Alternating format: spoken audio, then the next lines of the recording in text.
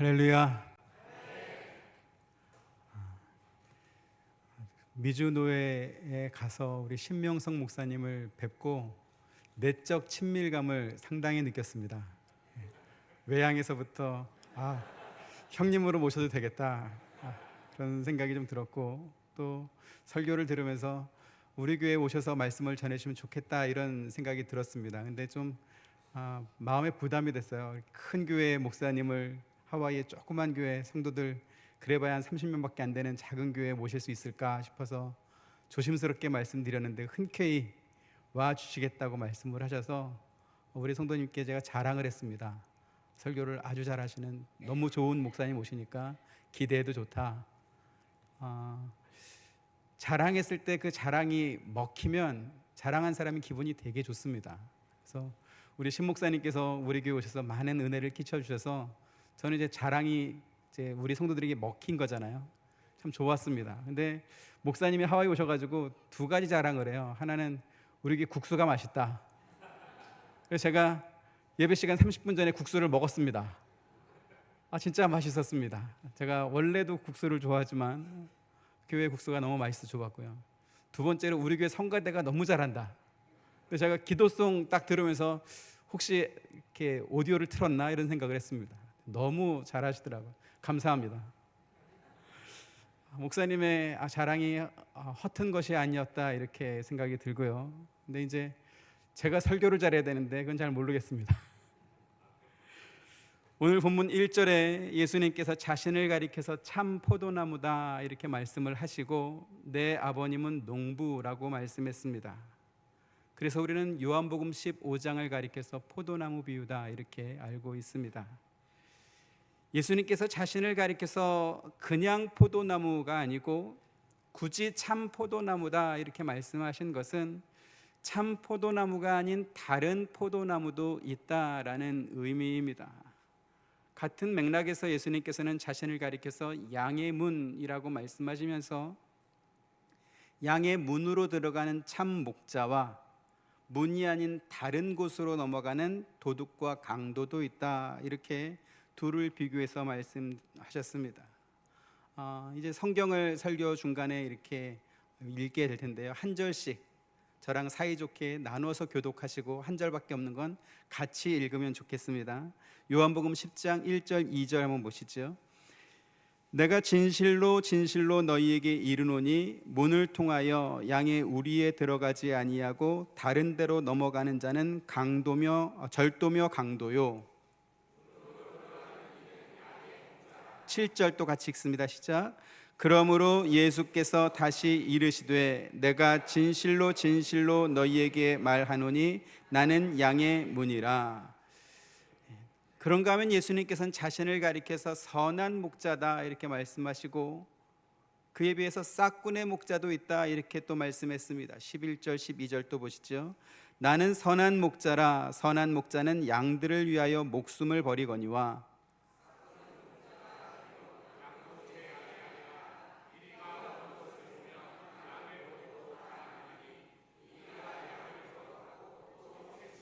아멘.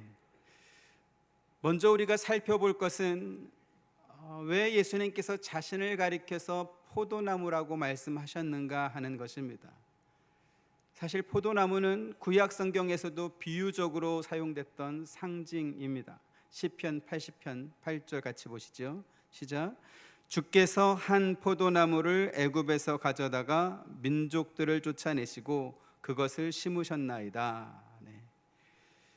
하나님께서 한 포도나무를 애굽에서 가져와서 가나안 땅에 살던 민족들을 다 쫓아내신 후에 그곳에 하나님께서 가져오신 이 좋은 포도나무를 심었다 이렇게 말씀합니다.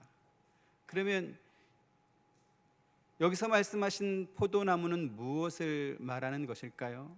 바로 이스라엘 백성을 가리키는 것입니다. 여러분들이 이미 알고 계시겠지만 포도나무가 어떤 것인지 한번 사진을 통해서 보았으면 좋겠습니다. 한번 보여주시죠. 지금 보이는 저 포도나무는 남아프리카 공화국의 포도나무입니다. 아마 우리 신 목사님도 보셔서 아실 것입니다. 성경에 포도나무가 나오는데 우리가 알고 있는 식탁에서 먹는 포도는 테이블 포도라고 부르고요. 저 나무는 와인을 만드는 와인 포도나무입니다. 그리고 신약 성경에서 나오는 포도나무는 거의 대부분 와인 포도나무가 아니었을까 저는 그렇게 추정을 합니다. 또 보시죠. 네, 저렇게 포도를 심으면 이제 기계가 추수를 하게 됩니다. 또 하나 보시죠. 네, 저렇게 자라게 됩니다. 또 보시겠습니다. 네, 가을이 되면 저렇게 단풍이 지고 추수하게 됩니다. 또 보시죠. 저건 이제 여러분들이 보는 테이블 포도 되겠습니다. 하나 더 보겠습니다. 네, 포도나무가 가치가 있는 것은 저렇게 나무의 열매가 주렁주렁 가득 열렸을 때 가치가 있지, 앞서 우리가 처음에 봤던 그 나무처럼 나무 자체로는 그다지 멋있다 혹은 좋은 나무다 이렇게 할 수는 없는 그런 나무입니다. 하나님께서 이스라엘 백성을 포도나무에 비유하셨다라는 것을 여러분 기억하시길 바랍니다. 성경에는 사실 많은 나무가 등장합니다. 예루살렘 성전을 지을 때 사용했던 레바논의 백향목 나무, 너무 좋은 나무지요. 그런가 하면 어떤 지명을 대신해서 사용했던 말의 상수리 나무 같은 그런 좋은 나무도 있습니다. 그럼에도 불구하고 하나님께서 이스라엘을 굳이 포도나무에 비유한 것은 그럴 만한 특별한 이유가 있기 때문에 그렇습니다. 앞서 말씀드린 바와 같이 포도나무는 열매인 포도가 없다면 나무 자체로는 그닥 매력이 없는 나무입니다. 넝쿨로 되어 있기 때문에 땔감으로 쓰기에도 대단히 귀찮고 쓸모없는 그런 나무이지요. 하나님께서 이스라엘 백성들을 자기 백성으로 선택하신 이유는 그들이 다른 민족보다 수요가 많다거나 혹은 민족성이 뛰어나거나 어떤 실력이 좋아서 혹은 인격과 성품이 좋아서 그런 것이 아닙니다. 오히려 일종의 본보기나 상징으로서 그들을 선택하신 것입니다. 그런데 하나님께서 이렇게 순전하고 좋은 종자로 심었던 귀한 포도나무가 가나안 땅에 들어와 살면서 아주 나쁜 나무가 되어버리고 말았습니다. 그러자 하나님께서 예레미야 선지자를 통해서 이렇게 그들을 꾸짖습니다. 예레미야 2장 21절 같이 보겠습니다. 시작. 내가 너를 순전한 참 종자 곧 귀한 포도나무로 심었거늘 내게 대하여 이방 포도나무의 악한 가지가 되면 어찌 됨이냐. 하나님께서 당신의 택한 백성을 구원하여 젖과 꿀이 흐르는 아름다운 땅으로 인도하여 그곳에 심으시고 그 땅에서 하나님과 더불어 화평을 누리며 잘 살게 해주셨습니다. 그런데 그 나무가 가나안 땅에서 나쁘게 바뀌어 버린 것입니다. 하나님께서 좋게 심은 포도나무가 이방 포도나무의 악한 가지처럼 된 것입니다.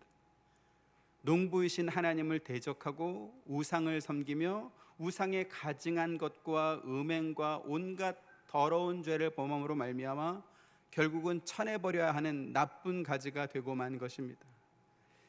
이 문제를 성경의 다른 증거를 통해서 조금 더 확인해 보도록 하겠습니다. 호세아 10장 1절 한번 찾아보시죠. 호세아 10장 1절 같이 읽겠습니다. 시작. 이스라엘은 열매 맺는 무성한 포도나무라. 그 열매가 많을수록 제단을 많게 하며 그 땅이 번영할수록 주상을 아름답게 하도다. 원래 이스라엘은 어떤 나무라고 했습니까? 열매 맺는 무성한 포도나무라고 했습니다. 그런데 문제가 생겼죠. 무엇이죠? 그 열매가 많을수록 우상의 제단을 많게 하고 그들이 번영할수록 우상을 더 아름답게 한 것입니다. 하나님께서 복을 주시고 은혜를 베푸셔서 그들의 삶이 번영해질수록 그들은 점점 더 하나님과 멀어지는 쪽으로 가버리고 만 것입니다. 결국 하나님께서 그들을 어떻게 한다고 하셨을까요? 호세아 10장 2절 또 같이 봅니다. 시작. 그들이 두 마음을 품었으니 이제 벌을 받을 것이라. 하나님이 그 제단을 쳐서 깨뜨리시며 그 주상을 허시리라. 아멘. 여러분 혹시 과일나무를 심어본 적이 있으십니까? 혹은 과수원을 가보신 적이 있습니까? 과일나무는 생각보다 손이 많이 가는 나무입니다. 열매가 맺을 때 나는 그 달콤한 냄새는 사람만 좋아하는 것이 아니고 온갖 벌레도 다 좋아하기 때문에 그렇습니다. 그래서 과일나무는 약도 많이 쳐줘야 되고 또 열매 하나하나를 이렇게 봉지로 싸주기도 하고 관리를 잘 해줘야 사람이 기대하는 열매를 얻을 수가 있습니다. 그런데 이 과일나무가 관리되지 않고 방치되면 어떻게 될까요? 온갖 벌레들이 들끓게 되고 열매도 상품 가치가 떨어지게 됩니다. 그래서 판매할 수 없는 그런 열매가 되지요. 그때는 어떻게 될까요? 그 가지를 쳐내고 새로운 가지가 나오게 해서 거기서 새로운 열매가 맺도록 그렇게 해줘야 되는 것입니다. 오늘 성경 말씀이 바로 그런 의미입니다.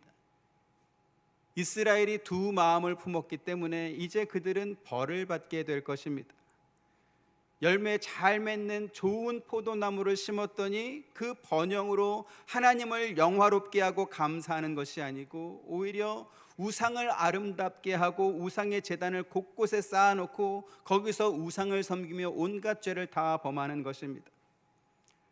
과일나무를 심어놨더니 온갖 벌레들이 잔뜩 끓고 심지어 그 벌레들이 집안까지 들어와서 온 집안을 가득 채웠습니다. 만약에 여러분이 그런 상황이 됐다면 그 과일나무와 집을 두고 여러분이 나가겠습니까? 아니면 과일나무를 자르겠습니까?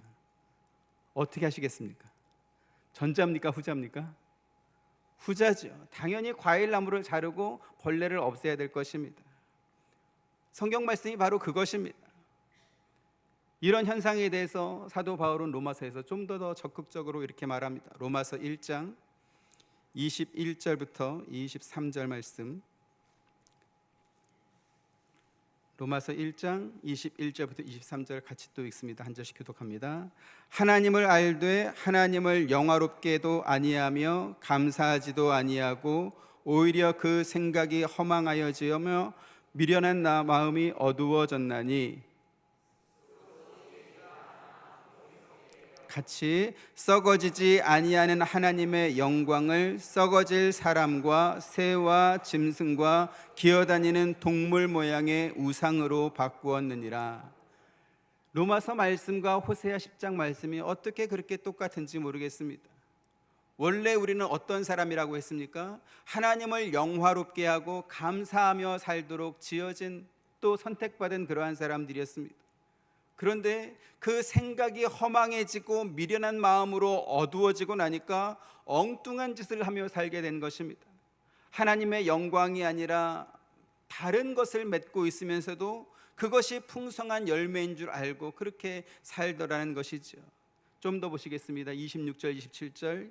이 때문에 하나님께서 그들을 부끄러운 욕심에 내버려 두셨으니 곧 그들의 여자들도 순리대로 쓸 것을 바꾸어 영리로 쓰며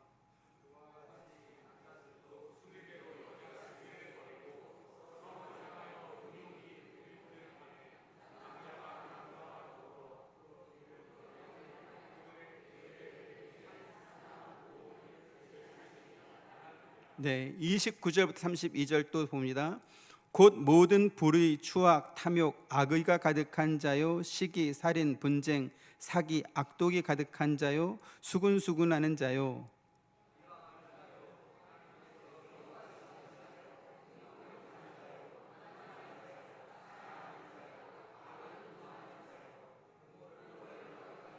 우매한 자요, 배약하는 자요, 무정한 자요, 무자비한 자라.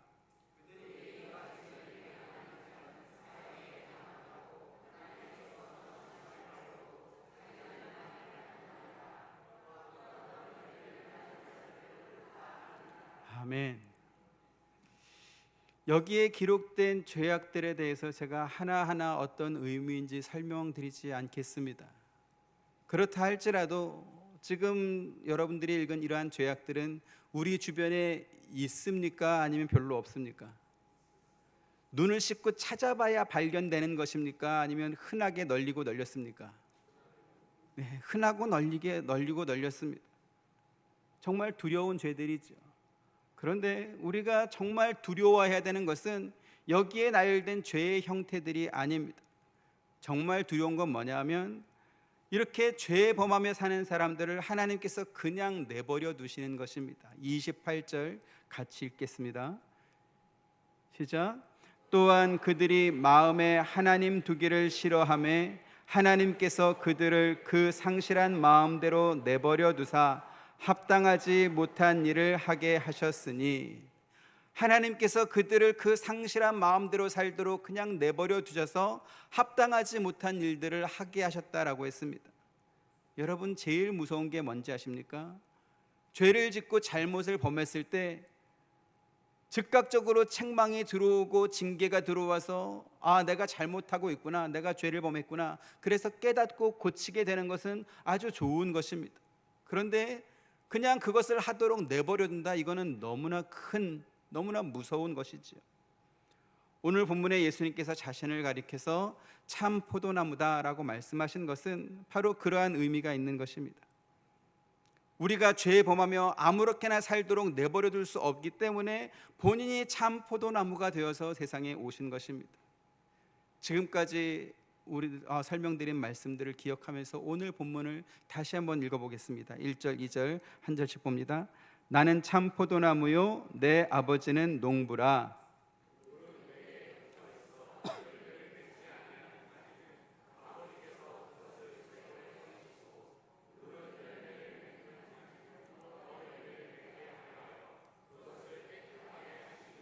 네, 구약 이스라엘 시대에 하나님께서 참 포도나무인 이스라엘을 애굽에서 가져다가 좋은 땅으로 옮기셨습니다. 그 땅에 살던 가나안 거민들을 쫓아내게 하시고 이스라엘 자손이 무성한 열매를 맺을 수 있도록 그렇게 그들에게 번영을 주시고 또 복을 주셨습니다. 그런데 그렇게 번영과 복을 받았던 이스라엘 백성들이 어떤 일을 했다고요? 우상을 섬기고 우상의 제단을 아름답게 하고 하나님이 미워하시는 죄만 범하며 살더라는 것입니다. 하나님을 영화롭게 하며 살아야 될 이스라엘 백성들이 오히려 하나님을 배신하고 떠날 뿐만 아니라 온갖 죄만 범하고 있는 것이지요. 그래서 이 문제가 해결되지 않으면 구원의 문제를 해결할 수 없는 것입니다. 그래서 예수님께서 참 포도나무로 세상에 오신 것입니다. 애굽에서 옮겨왔던 당신의 백성들이 가나안 땅에서 좋은 나무로 그 많은 번영과 아름다운 열매로 하나님께 영광을 돌리지 않고 하나님을 영화롭게 하지 않는 악한 나무, 나쁜 나무 가지가 되니까 틀렸다, 이 땅에선 안 되겠구나, 다른 땅으로, 더 좋은 땅으로 옮겨줘야지, 그렇게 해서 옮긴 것이 아닙니다. 예수님께서 친히 참 포도나무가 되어 세상에 오셔서 하나님께서 택하신 자기 백성을 예수님의 몸에 접붙이셨습니다. 그래서 예수님과 우리가 한 몸이 된 것입니다. 운명 공동체가 된 것입니다. 예수님이 실패하지 않으면, 나무이신 예수님이 실패하지 않으면 그 가지인 우리도 실패하지 않는 하나의 존재로 만들어 주셨다는 것이죠. 그래서 오늘 요한복음 15장 4절에 예수님께서 이렇게 말씀합니다. 같이 한번 보십니다. 15장 4절. 내 안에 거하라, 나도 너희 안에 거하리라. 가지가 포도나무에 붙어 있지 아니하면 스스로 열매를 맺을 수 없음 같이 너희도 내 안에 있지 아니하면 그러하리라. 네, 내 안에 거하라, 나도 너희 안에 거하리라. 예수님과 우리가 하나가 되었다는 것입니다. 그런데 이 포도나무의 비유를 잘못 알고 있으면 사람들은 어떻게 생각하냐면, 주님께서는 우리가 열매를 많이 맺는 걸 좋아하신다, 그러니까 우리 열심히 많은 열매를 맺자, 이렇게 가게 됩니다. 하지만 포도나무의 비유는 그런 뜻이 아닙니다. 그런 맥락이 아닙니다. 기독교가 다른 종교와 근본적으로 다른 것이 무엇인지 아십니까? 그것은 하나님께서 인간에게 무엇을 해달라고 요구한 사실이 없다라는 것입니다. 오히려 하나님께서 모든 것을 다 해주었으니 너희는 그 안에서 그 모든 것들을 다 풍성하게 누리며 행복하게 살라고 말씀했습니다.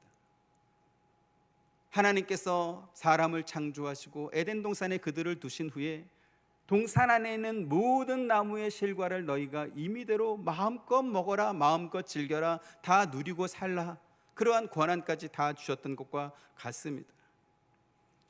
시편과 호세아 말씀에서 우리가 확인한 것처럼 하나님께서 전부 다 해주셨지, 인간이 뭘 하나님을 위해서 해준 것도 없고 하나님께서 인간에게 해달라고 요구한 것도 없습니다. 그래서 예수님께서도 내 안에 거하라 나도 너희 안에 거하리라 이렇게 말씀하신 것입니다. 여러분, 이 말씀이 이해가 되십니까? 지금 예수님께서 말씀하시는 것은 열매에 관해서 말씀하는 것이 아닙니다. 나무 자체, 나무 종자에 관해서 지금 말씀하고 있는 것입니다. 너희가 어떤 나무인지 너희가 아느냐? 너희가 나를 위해서 어떤 열매를 만들어 줄래? 얼마나 많이 맺어 줄래? 얼마나 최상품의 열매를 만들어 낼래? 그걸 말씀하는 것이 아니라는 것입니다.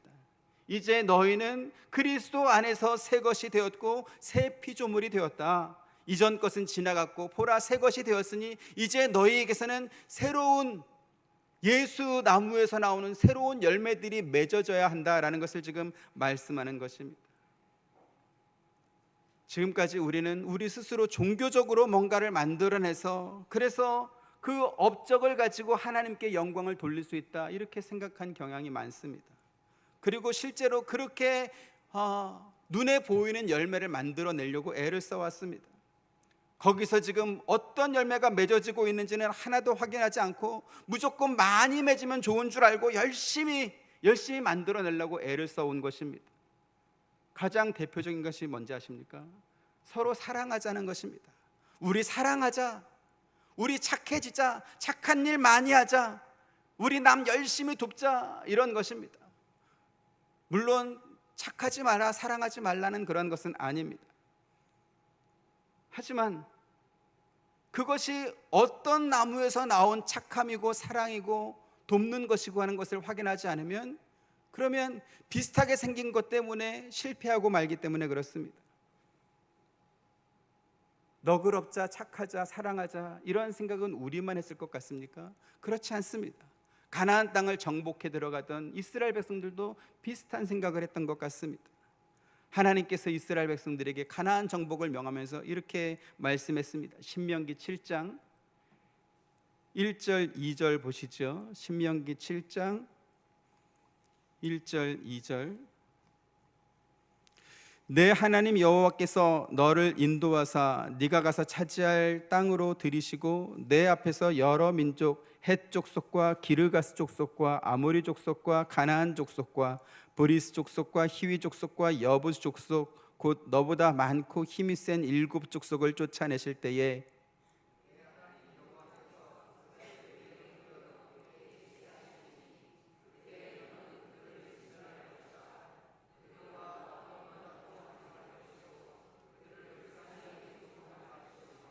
네, 여기 지금 2절에 너는 그들을 진멸하라, 그들과 어떤 언약도 하지 말고 그들을 불쌍히 여기지도 말라고 했습니다. 가나안 땅은 젖과 꿀이 흐르는 아주 좋은 땅입니다. 예나 지금이나 좋은 땅에는 사람들이 많이 살죠. 더구나 그 땅은 이스라엘 백성이 먼저 터전을 잡은 땅이 아니었습니다. 가나안 족속이 먼저 그곳에서 살고 있었습니다. 그런데 가나안 민족의 입장에서 보면 침략자와 같은 이스라엘 백성들에게 하나님께서 뭐라고 요구하십니까? 그들을 쫓아내라, 불쌍히 여기지 말라라고 말씀합니다. 진멸하라고 했습니다. 진멸하라는 말은 다 죽이라는 것입니다. 그런데 그렇게 진멸하되 심지어 불쌍히 여기지도 말라고 했습니다. 왜 하나님은 이와 같은 잔인한 명령을 이스라엘 백성들에게 내리셨을까요? 3절에서 5절 또 봅니다. 한 절씩 봅니다. 또 그들과 혼인하지도 말지니 내 딸을 그들의 아들에게 주지 말 것이요 그들의 딸도 내 며느리로 삼지 말 것은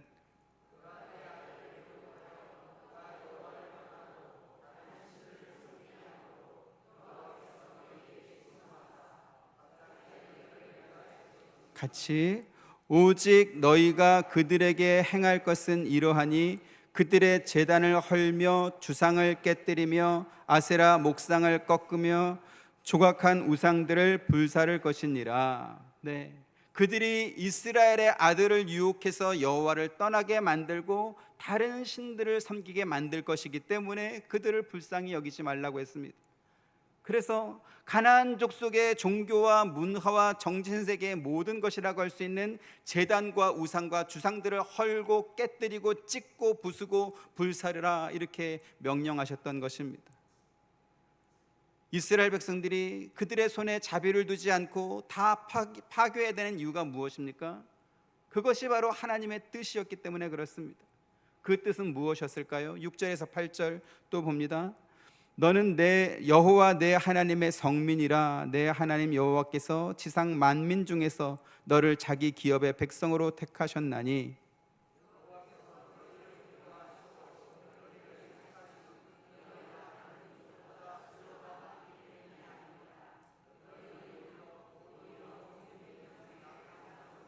같이 여호와께서 다만 너희를 사랑하심으로 말미암아 또는 너희의 조상들에게 하신 맹세를 지키려 하심으로 말미암아 자기의 권능의 손으로 너희를 인도하여 내시되 너희를 그 종되었던 집에서 애굽 왕 바로의 손에서 속량하셨나니. 네, 이스라엘 백성들은 지상 만민들 가운데 하나님의 백성으로 택함을 받은 사람들이었습니다.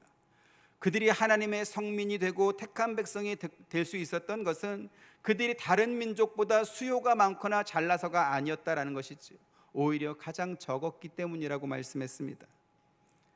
하지만 하나님께서 이렇게 볼품 없는 포도나무 같은 그들을 택하셔서 무성한 열매가 많이 맺는 그러한 포도나무로 만들어 주셨습니다. 그리고 하나님께서는 당신이 택한 백성들이 얼마나 풍요롭게 사는지 천하 모든 민족들에게, 모든 나라들에게 그들을 통해서 보여주시길 원했던 것입니다. 하나님께서 이스라엘 백성들에게 이렇게 복과 번영을 주면서 대단한 것을 요구했던 것은 아닙니다. 계속해서 9절부터 11절 봅니다. 그런즉 너는 알라. 오직 내 하나님 여호와는 하나님이시요 신실하신 하나님이시라. 그를 사랑하고 그의 계명을 지키는 자에게는 천대까지 그의 언약을 이행하시며 인애를 베푸시되.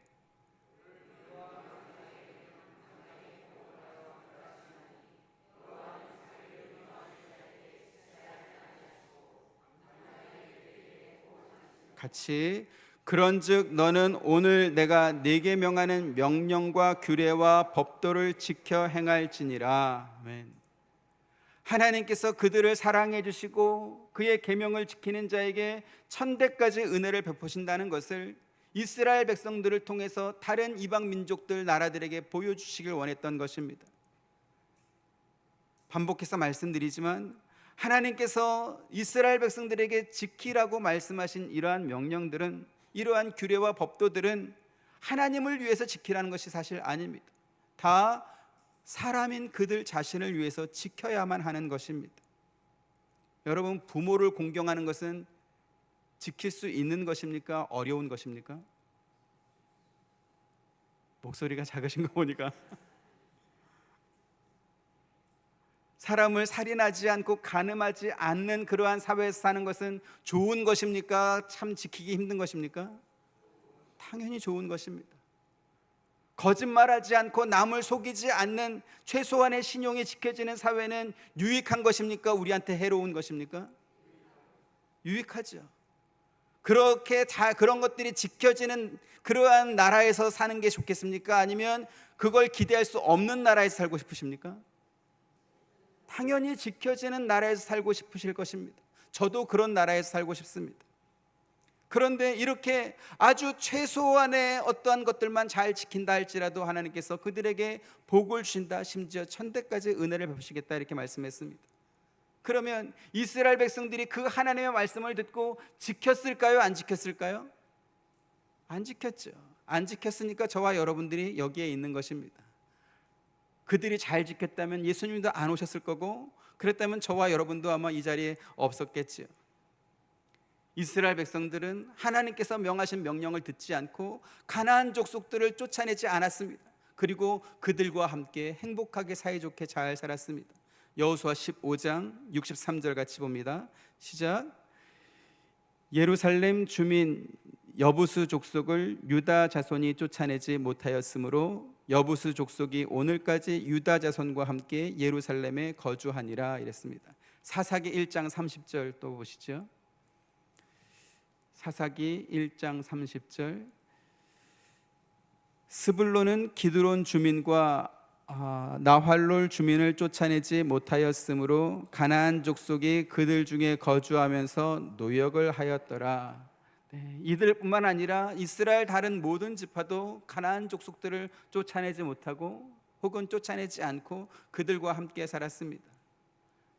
이처럼 그들이 하나님 말씀에 순종하지 않은 결과 어떻게 되었을까요? 하나님께서 신명기에서 말씀하신 대로 이스라엘 백성들은 하나님을 떠나서 가나안 족속이 섬기는 우상을 섬기며 살게 되었고 우상의 풍속을 따라 살게 되었습니다. 그리고 솔로몬 왕 이후로는 이스라엘 전역의 우상의 산당들이 곳곳에 세워졌고 거기에서 우상을 섬기기 시작했습니다. 심지어 아합 왕 때는 엘리야 선지자 혼자서 이방의 선지자, 우상의 선지자 850명과 기도 대결을 해야 하는 그러한 지경에까지 가게 된 것입니다. 시편 106편 34절부터 36절 보겠습니다. 시편 106편 34절부터 36절 한 절씩 봅니다. 그들은 여호와께서 멸하라고 말씀하신 그 이방 민족들을 멸하지 아니하고, 같이 그들의 우상들을 섬김으로 그것들이 그들에게 올무가 되었도다. 하나님께서 순전한 참 종자 곧 귀한 포도나무로 이스라엘 백성들을 가나안 땅에 심어 주었더니 그들이 가나안 땅에서 악한 나뭇가지가 되어 우상을 섬기는 백성이 되었습니다. 그 결과 이스라엘은 멸망으로 끝나는 것입니다.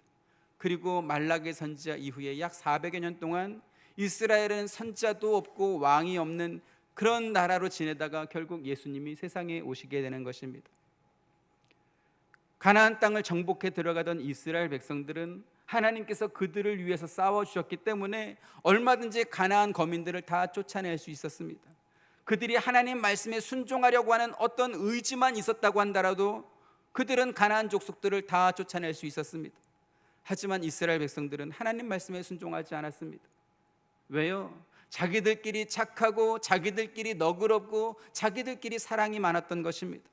그래서 힘없고 불쌍한 가나안 거민들을 다 쫓아내지 않고 그들 중에 자기들 마음에 드는 사람은 얼마를 남겨둔 것이죠. 그리고 그 결과 그들은 가나안 족속화되고 말았습니다.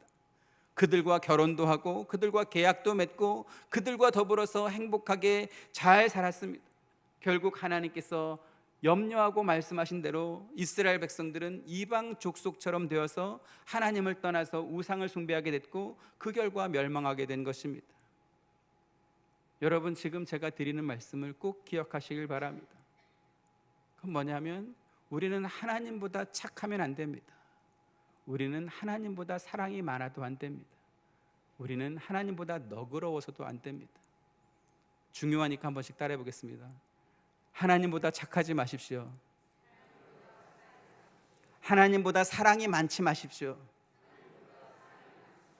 하나님보다 너그럽지 마십시오. 앞서 우리가 로마서 1장에서 읽었던 것과 같이 하나님께서 미워하시는 죄가 있고 하나님께서 허락하지 않은 죄들이 있는데 분명히 그것을 성경에 기록해서 우리에게 가르쳐 주셨는데, 그런데 야, 그 정도는 괜찮아 이렇게 말하는 사람이 있을까요, 없을까요? 교회에 그렇게 말하는 사람이 있을까요, 없을까요? 목사들 중에 그렇게 말하는 사람이 있을까요, 없을까요? 있습니다. 있습니다. 그들은 말합니다. 하나님은 사랑이시라고 했고 하나님 그 자체가 사랑이시고 하나님이 얼마나 너그러우신 분인데 그 정도도 이해 못한다고 생각하냐, 그렇게 하나님을 편협한 틀 속에 가두지 말라고 이렇게 말을 합니다. 그러면서 하나님은 다 포용하시는 분이니까 우리도 포용해도 된다 이렇게 말을 합니다. 하나님을 자기가 규정합니다. 하나님은 이만큼 착한 분이야, 이만큼 사랑이 많은 분이야, 이만큼 너그러운 분이야, 자기가 규정을 해줍니다. 여러분, 이런 종교적 허영심은 하나님께서 기뻐하시는 것이 아니고요, 그러한 종교적 허영심은 예수 포도나무에서 나온 열매가 아니란 것을 여러분 꼭 기억하시길 바랍니다. 나무가 아무 열매나 다 맺으면 그게 다 나무의 열매가 됩니까? 아닙니다. 주인이 원하는 열매가 따로 있습니다. 그리고 그 기준에 미치지 못하는 그 열매들은 어떻게 할까요? 다 가지치기해서 버립니다. 저희 아버님이 목회하시던 그 교회 마당에 복숭아 나무가 있었습니다. 부천에서 부천에서 나온 소사 복숭아 나무인데요. 근데 나무를 심었는데 처음에는 열매가 좀 맺어요. 근데 더 이상 자라지 않고 그냥 있다가 끝나버립니다. 그렇게 한 3년을 열매를 얻지 못했던 것 같습니다. 근데 저희 큰아버님이 미국에서 사셨는데 그분이 미국 건너가시기 전에 조선대학교에서 조경학과 하시던 교수하시던 분이셨습니다. 근데 그 복숭아 나무를 보시더니 왜 복숭아 나무를 이렇게 망쳐버렸냐, 여기서 열매가 맺었냐, 그래서 열매 못 맺었다 그랬더니 그럴 줄 알았다. 그래서 이렇게 그 열매가 나오기 시작할 때 이거를 전지를 해서 살릴 거 몇 개 살리고 나머지를 버려야, 그래야 이 포도나무 보니까 좀 포도하고 복숭아 헷갈리고 있습니다. 복숭아가 제대로 된 게 열리지, 이걸 다 욕심껏 다 남겨두면 하나도 못 먹는다 이러면서 가지치기를 하기 시작했습니다. 근데요, 제가 깜짝 놀랐습니다. 만약에 복숭아 나무가 이렇게 가지가 100개 있다 그러면 한 80개는 쳐낸 것 같습니다. 그리고 한 20개 정도 남겼습니다. 저렇게 많이 쳐내도 괜찮습니까? 그랬더니 괜찮대요. 나중에 보래요. 근데 한 가지에서 복숭아가 한 4개 혹은 5개 이렇게 열렸는데요, 얼마나 복숭아가 큰지 가지가 찢어지더라고요. 진짜 시장에서 볼 수 없는 이만한, 그리고 너무나 달고 맛있는 그러한 복숭아가 열리는 것을 제가 보고 또 먹었습니다. 많이 열린다고 그게 상품이 되는 것이 아니고 주인이 원하는 그 열매가 나와야 그것이 상품이 되는 것입니다. 교회 다니면서 우리가 맺는 게 모두가 다 하나님이 기뻐하시는 열매일 거라고 생각하십니까? 정말 그렇습니까? 옆에 분 한번 보십시오. 옆에 분에게서 나오는 모든 열매가 다 하나님이 기뻐할 것 같습니까? 옆에 분에게 말씀하시죠. 너는 우리에게서 나오는 모든 열매가 다 하나님이 기뻐하시는 열매가 아니고 하나님께서 기뻐하지 않는 그 열매들은 가지치기에서 떼어내야, 그래야 하나님께서 진짜로 원하시는 열매들이 맺어진다는 것입니다. 거기에 과육이 생기고 거기에서 상품 가치가 나오는 것입니다. 그런 면에서 오늘 요한복음 15장의 포도나무 비유는 열매를 많이 맺으라는 말씀이 아닙니다. 너희가 어떤 나무에 속해 있는지 알라라고 하는 소속을 말하는 것입니다. 참 포도나무이신 예수께 붙어있는 가지라면 그 가지에서 나오는 열매들은 어떤 열매여야 돼요? 예수 열매여야 합니다. 내 열매가 아닙니다. 예수께서 기뻐하시는 열매여야 그 열매가 참 열매 아니겠습니까? 근데 가짜 열매들을 맺고 있으면서 나 교회 나오니까 다 열매야, 이거는 진짜입니까? 거짓말입니까? 그건 거짓말입니다. 아무거나 막 맺어도 되는 것이 아닙니다.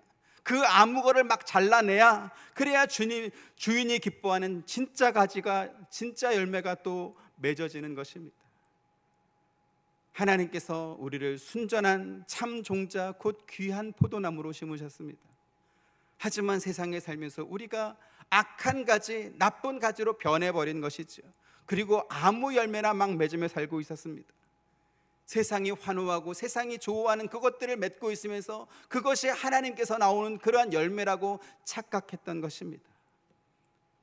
나에게서 많은 열매가 맺었으니까 하나님께서 기뻐하실 거라고 오해했던 것입니다. 그 열매가 어떤 가지에서 나온 건지 알지 못하면 이렇게 되는 것입니다. 예수님께서 우리를 당신의 몸에 붙이셨기 때문에 우리에게서 나오는 모든 열매는 누구에게서 나온 거예요? 나무엔 예수에게서 나온 열매여야만 합니다. 근데 나무는 예수 나무인데 가지는 내 가지에서 나오고 있으면 그거는 예수 열매예요? 내 열매예요? 그건 내 열매예요. 그래서 정신을 차려야 한다고 말씀드리고 싶습니다. 지금까지 여러분들이 신앙생활하면서 경험하셨겠지만 세상은 하나님께서 좋다고 하는 것, 하나님께서 하라고 말씀하는 것, 혹은 하나님께서 하지 말라고 하신 그것을 똑같이 따라한 적이 없습니다. 하나님이 좋아하는 것은 세상이 싫어했고 하나님이 하라는 것은 하지 않았고 하지 말라는 것은 했습니다. 언제나 그 반대쪽으로 갔던 것이죠. 그런데 오늘날 교회와 성도들이 하나님이 기뻐하고 하나님이 하라고 하고 하나님께서 하지 말라는 그 반대쪽으로 가고 있으면서 열매를 많이 맺고 있으면 그것이 하나님께 영광이라고 그렇게 주장하고 있습니다. 과연 그럴까요? 그렇지 않습니다. 그렇지 않습니다. 그래서 우리는 끊임없이 자신을 돌아봐야 하는 것입니다. 나에게서 예수 열매가 나오고 있는가? 혹시 세상이 더 좋아하고 기뻐하는 것을 나도 따라하고 나도 좋아하고 있지는 않는가 확인해야 되는 것이죠. 세상이 좋아하는 것을 맺고 있으면서 그것이 열매라고 했다면 바울이 죽을 이유가 뭐 있겠습니까? 베드로는 왜 죽어야 됐겠으며 초대교회 성도들은 왜 그렇게 많이 순교해야 됐겠습니까? 하나님이 기뻐하시는데 세상이 싫어하기 때문에 그렇게 된 것입니다. 지금까지 자기 마음대로 신앙생활하고 있으면서 자기에게서 나온 모든 것이 하나님으로부터 나온 것이다, 하나님이 기뻐하시는 것이다, 그렇게 생각하고 있지는 않은지 자신을 돌아봐야 될 것입니다. 그리고 참 포도나무이신 예수로부터 나오는 그러한 열매들이 내 삶 속에서 내 안에서 맺어질 수 있는 그러한 사람이 되기 위해서 끊임없이 자신을 돌아봐야 될 것입니다. 여러분, 교회에 오래 다닌 사람에게서 나오는 열매들은 다 참 포도나무 열매입니까? 그럴 수도 있지만 그렇지 않을 수도 있습니다. 관성에 따라 신앙생활하고 타성에 젖은 신앙생활을 하면서도 그래서 캐캐 묵은 그러한 사고나 어떤 떫고 시고 맛없는 그러한 맛이 나는 그러한 열매를 맺고 있으면서도 어쨌든 많으면 그게 열매다 그렇게 착각하고 있을 수도 있습니다. 세상 사람들이 교회를 많이 찾아올 수 있도록 교회의 문턱을 낮추자, 그래서 그들의 눈높이에 맞춰서 그들이 좋아할 수 있는 그러한 예배를 드리자, 그렇게 해서 교회가 가득 채워진다면 그것이 과연 하나님께서 기뻐하실 열매가 되겠습니까? 교회에 예수 포도 열매가 아니라 괴상망측한 열매들이 주렁주렁 달려있는데도 불구하고 어쨌든 열매가 많다, 어쨌든 많이 모였다, 이것을 자랑하고 있다면 그들은 잘못하고 있는 것입니다. 우리는 예수 그리스도 안에서 새 것이 되었다고 했습니다. 그 새 것은 오직 예수 그리스도에게서 나온 열매여야 할 것이고 하나님께서 기뻐하시는 열매여야 할 줄로 믿습니다. 저와 여러분, 우리 위례 광명교회 성도 여러분도 날마다 그리스도와 동행하면서 그분으로부터 공급받은 힘과 능력으로 하나님께서 기뻐하시는 열매를 많이 맺는 풍성한 열매를 갖는 그러한 교회가 될 수 있기를 주님 이름으로 축원드립니다. 은혜로우신 아버지 하나님, 감사합니다.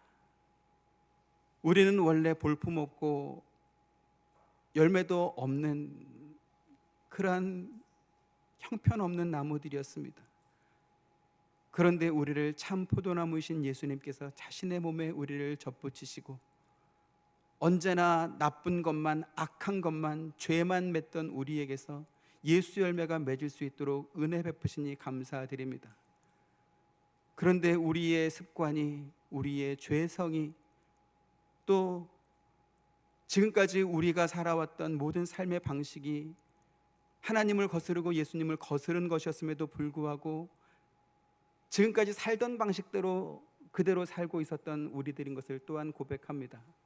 용서해 주옵시고 이제는 우리가 스스로를 돌아보게 하시고, 그래서 하나님께서 기뻐하시는 열매, 예수 그리스도로부터 나오는 열매가 우리의 삶 속에서, 또 우리의 교회에서, 우리의 가정과 우리의 생활에서 많이 열매 맺을 수 있도록 은혜 더하여 주옵소서. 예수님의 이름으로 기도드립니다. 아멘.